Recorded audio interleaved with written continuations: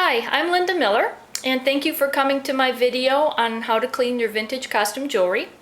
We'll get started with the supplies. Very simple. I use paper towel, Q-tips, toothpicks, and isopropyl alcohol. This is a very good product. It's very inexpensive and it dries very quickly, which is important when you're cleaning your jewelry. The one thing that you don't want to do is submerge your jewelry in water or getting soaking wet. You want it to keep it as dry as possible. So what we'll do is we'll get started with a Q-tip.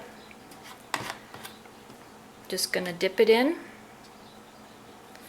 the alcohol, and then I'm going to rub off as much of the moisture as I can because I want this as dry as possible.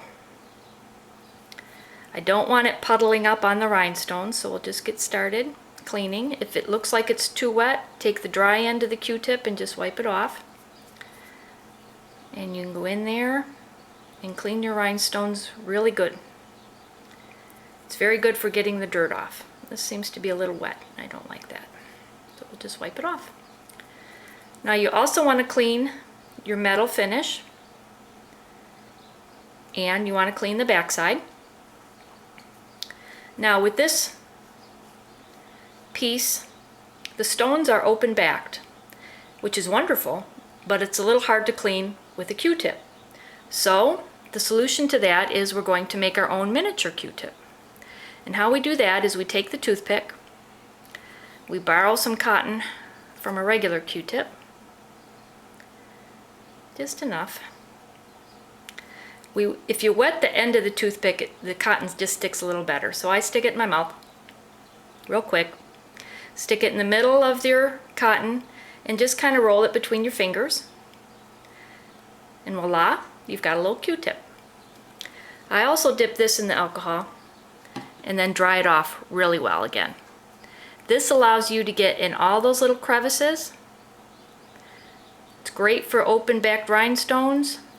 It's great for getting in tiered pieces where you're getting underneath.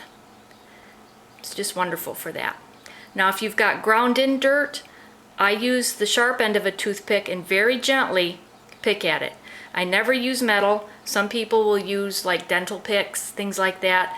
I find that metals on metals can sometimes scratch, and I just don't want to ruin the finish of my piece.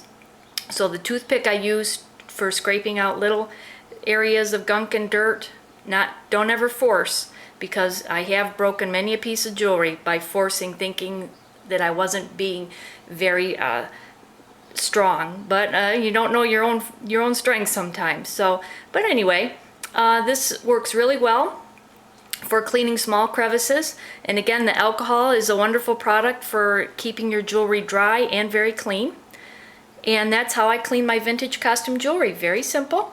I've been collecting jewelry for a very long time. I also sell it online at gemsforgood.etsy.com.